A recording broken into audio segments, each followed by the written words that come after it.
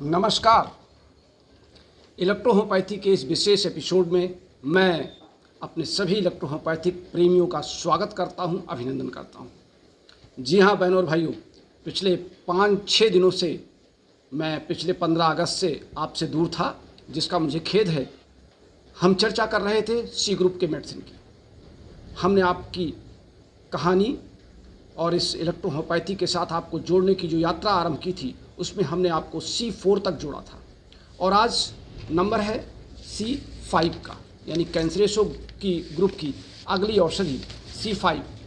लेकिन इससे पहले कि मैं C5 की चर्चा करूं, जैसा कि आप बार बार सुन रहे हैं, मैं बार बार आपसे अनुरोध कर रहा हूं कि अगर आपको इलेक्ट्रोहोम्योपैथी की कहानी को, इलेक्ट्रोहोम्योपैथी के विभिन्न पहलुओं को मेरी ज़ुबानी सुनने की एक आदत सी बन गई है, तो इस आदत को ख़राब न जाने दीजिए।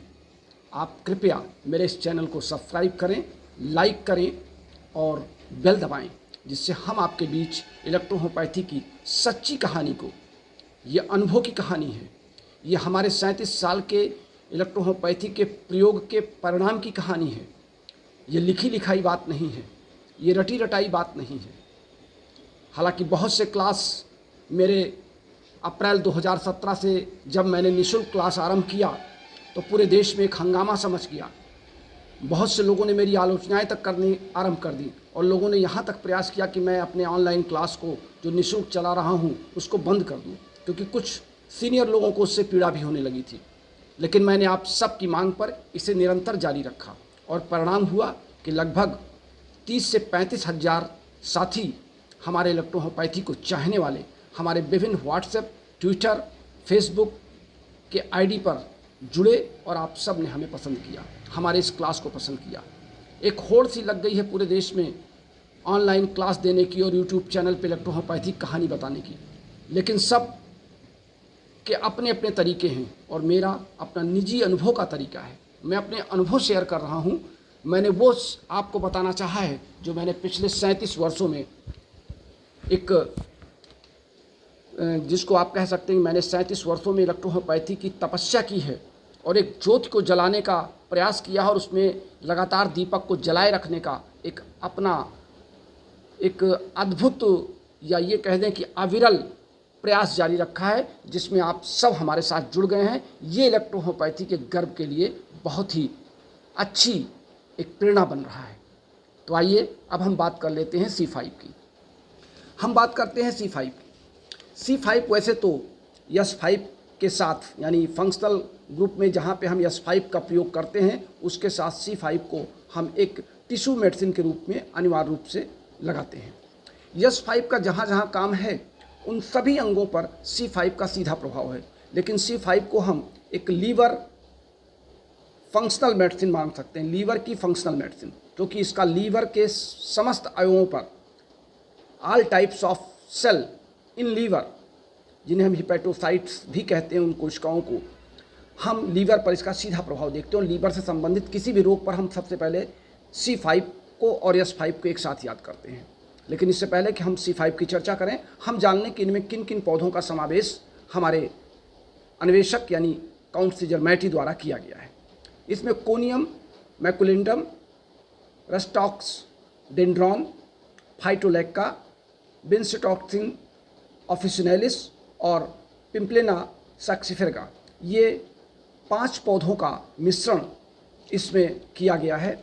और इन 5 पौधों का बराबर मिश्रण, अनेक किताबें लिखती हैं किसी में 5%, 10%, 20%, लेकिन जो मेरा अपना अनुभव रहा है, मैं इन दवाओं को बराबर अनुपात में मिला करके और फिर उनको 450 ml में कन्वर्ट करके जब मैं रोगियों पर इसका प्रयोग करता हूँ या जो प्रयोग मैं कर रहा हूँ, तो उस पर हमको बेहतर परिणाम नहीं, बहुत ही अच्छे परिणाम मिल रहे हैं।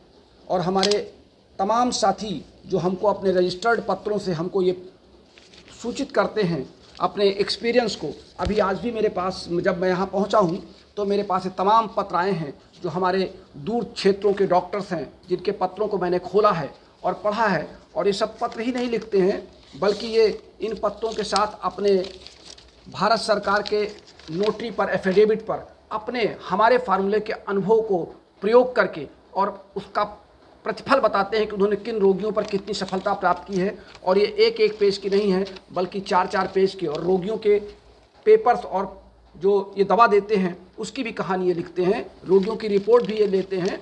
तो मैं समझता हूँ कि अगर इतनी जागरूकता आपके अंदर, आप सब के अंदर आई है कि आज मैं अपने इस मेज़ पर देख रहा हूँ आने के बाद कि लगभग ये 15 से 20 पत्र रजिस्टर्ड डाक से बाकायदे नोटरी के साथ मुझे मिले हैं, तो निश्चित रूप से इलेक्ट्रोहोम्योपैथी में हमारे साथी हमारे फार्मूलों पर कार्य कर रहे हैं और उसके बेहतर परिणाम पूरे देश के साथियों को मिल रहा है। और यही है इलेक्ट्रोहोम्योपैथी की प्रयत्न। इलेक्ट्रोहोम्योपैथी को गोपनीय नहीं बनाया जा सकता। इलेक्ट्रोहोम्योपैथी कहानी को केवल अपना निजी संपत्ति नहीं बनाई जा सकती। डॉक्टर अनिल श्रीवास्तव यानी मैं, आपका इलेक्ट्रोहोम्योपैथी का एक सजग प्रहरी, मैं पूरे देश को उन फार्मूलों पर चर्चा कर रहा हूँ, उन बातों पर चर्चा कर रहा हूँ जो वर्तमान समय की धारा में इलेक्ट्रोहोम्योपैथी के लिए अति आवश्यक हैं। न तो यहाँ पे दिखावापन है, न तो यहाँ पे अहंकार है, और न तो यहाँ पर बिजनेस है। न तो मैं कोई कॉलेज चलाता हूँ, न मैं दवा बनाता हूँ। मैं सिर्फ एक प्रैक्टिशनर हूँ और देश के प्रैक्टिशनर्स को इलेक्ट्रोहोम्योपैथी की मुहिम में एक साथ एक पैड पर, एक पटरी पर लाने का एक अथक प्रयास कर रहा हूँ। और निश्चित रूप से मेरा ये प्रयास सफल भी दिख रहा है, क्योंकि आप सब अपने पत्रों के माध्यम से, यूट्यूब के पर कमेंट्स के माध्यम से, हमारे फेसबुक, ट्विटर, इंस्टाग्राम, टेलीग्राम और व्हाट्सएप पर जुड़ करके अपने कमेंट्स हमको दे रहे हैं।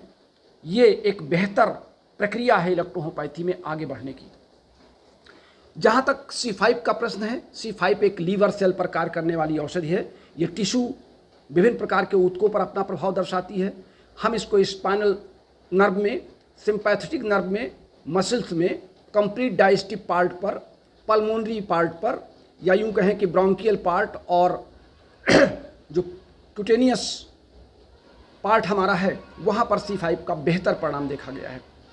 जहाँ पर कोशिकाओं का क्षय हो रहा हो, कोई घाव ऐसा जिद्दी घाव जहाँ पे घाव बढ़ता जा रहा है, कोशिकाएं वहाँ पे डैमेज होती जा रही हैं और प्रदाह जिसको हम कह सकते हैं कि फोड़ा बनता जा रहा है, कड़ापन होता जा रहा है और घाव नहीं ठीक हो रहा है, तो हम वहाँ पर तुरंत S5 के साथ C5 का प्रयोग करते हैं और घाव को भरने के लिए हम BE और G के साथ इसको मिला देते हैं। हेपेटाइटिस A, B, C विभिन्न ग्रुपों में, विभिन्न नामों में जाना जाता है। हेपेटाइटिस के विभिन्न प्रकार के लक्षणों में और विभिन्न प्रकार की शिकायतों में हम C5 की याद करते हैं, क्योंकि C5 लीवर कोशिकाओं पर सीधा अपना नियंत्रण करता है। लीवर पर अगर कोई घाव हो गया है, फोड़ा हो गया, वहाँ भी हम C5 की याद करते हैं। और जब हम C5 का प्रयोग करते हैं तो हम वहाँ पे L2 और F1 और G के साथ हम C3 को मिला देते हैं, जिससे हमारे C5 के कार्य करने की फंक्शनल मेडिसिन के साथ इसकी कैपेसिटी बढ़ जाती है और परिणाम में इंक्रीजमेंट होता है और हमको बेहतर परिणाम दिखाई पड़ते हैं। रक्तहीनता, शरीर में रक्त का न बनना, रक्त का कम बनना, चेहरे का पीलापन हो जाना, शरीर का सूख जाना, भूख न लगना, प्यास न लगना, ये तमाम ऐसे लक्षण हैं जिस पर हम C5 को तुरंत याद करते हैं। हमारी ये कैंसर की बहुत स्पेशल मेडिसिन भी मानी गई, क्योंकि कैंसर में होता क्या है कि कोशिकाएं एक अनवांटेड ग्रोथ करने लगती हैं और उस अनवांटेड ग्रोथ को रोकने के लिए हमको C5 की तुरंत ज़रूरत पड़ती है और C5 को देते ही हम उस अनवांटेड ग्रोथ को रोक लेते हैं। और उसमें जब हम S5 और VEN1 और F1 का प्रयोग करते हैं तो हम जो दर्द, जैसे विभिन्न कैंसर इंस्टीट्यूट खुल रहे हैं देश में इलेक्ट्रोहोम्योपैथी के बोर्ड के साथ, मैं उन सभी इंस्टीट्यूट को अपनी शुभकामनाएं देता हूं। लेकिन फिर भी अनुरोध करूंगा, हालांकि वो बुरा मान जाएंगे, लेकिन मैं अनुरोध करूंगा कि अगर आप ये कहते हैं कि आप दर्द निवारक इलेक्ट्रोहोम्योपैथिक सेंटर का संचालन कर रहे हैं, तो कृपया उस दर्द निवारक इलेक्ट्रोहोम्योपैथी की औषधियों के जो उनमें मिश्रण मिलाए गए हैं उनकी भी व्याख्या करें, ताकि आम चिकित्सक जो आपके कैंसर दर्द निवारक इंस्टीट्यूट में नहीं पहुंच पा रहा है अपने रोगियों को लेके, या रोगियों को नहीं भेज पा रहा है, वो अपने ही क्लिनिक पर इन औषधियों का उपयोग करके रोगी की बेहतर सेवा करें। मैं समझता हूं कि आपके सभी के कैंसर इंस्टीट्यूट की सफलता तभी है जब आप अपने अन्य साथियों को उससे जोड़ें। मैं तो जोड़ रहा हूं, मैं तो बता रहा हूं कि मैं दर्द निवारक की बेहतर प्रणाली को अपना चुका हूं और कैंसर के विभिन्न रोगियों पर दर्द को बेहतर परिणाम मैंने प्राप्त किया और इंस्टेंट रिजल्ट प्राप्त किया है। लेकिन उसके परिणाम वो रोगी समझ सकता है, उसका गार्जियन समझ सकता है और जो हमारे साथी प्रयोग कर रहे हैं वो समझ सकते हैं। मैंने कोई बोर्ड तो नहीं लगाया, लेकिन मैं कोशिश करता हूं कि अपने कैंसर पीड़ित रोगी साथियों की बेहतर सेवा कर सकूं, बेहतर परिणाम उनको दे सकूं। घाव के जिद्दीपन पर, निमोनिया पर, खांसी में बलगम बना हुआ है, कफ बना हुआ है, बाहर नहीं निकल पा रहा है, रोगी कफ से परेशान है, सांस फूलने से परेशान है, दमा के लक्षण उसमें दिखाई पड़ रहे हैं, पसीने पसीने रोगी हो रहा है, वहाँ पे हम तुरंत यस5 को F1 और वेन1 के साथ याद करते हैं, जहाँ पर हम P3 और P4 का प्रयोग भी उसके लंग्स की कैपेसिटी को देखते हुए करते हैं। यस5 कुल मिलाकर के टिश्यू के डैमेज को रोकने वाली और नई कोशिकाओं को बनाने वाली एक औषधि है। इस नाते आप समझ सकते हैं कि C5 का रोल हमारे शरीर के हर अंग पर, हर अंग की कोशिकाओं पर वहाँ पर है जहाँ पे कहीं भी कोशिका या टिश्यू का डैमेज हो रहा हो, ऊतक का क्षय हो रहा हो। ऊतक के क्षय होने में हम C5 को यस5 के साथ जोड़ करके याद करते हैं। तो यस5 की कहानी में आपसे चर्चा कर चुका हूँ। C5 चूँकि टिश्यू मेडिसिन है, टिश्यू ग्रुप की मेडिसिन है, तो C5 और यस5 दोनों एक दूसरे के कॉम्प्लीमेंट्स हैं। इसके साथ C1, C3, L2, F1, वेन1 और P1 और P4 ये सब अलग अलग दशाओं में। अब यहाँ पे एक चर्चा हम पुनः कर दें कि जब आप किसी रोगी की हमसे सलाह लेते हैं तो रोगी से फ़ोन कॉल पर उसकी वर्तमान स्थिति को स्पष्ट रूप से बयां करवाया करिए। यानी जब रोगी अपने शब्दों में अपनी शिकायत को बयां करता है या बताता है तो हम उसके उस अंग को तत्काल जज कर लेते हैं जिस अंग की औषधि हमको उठानी है।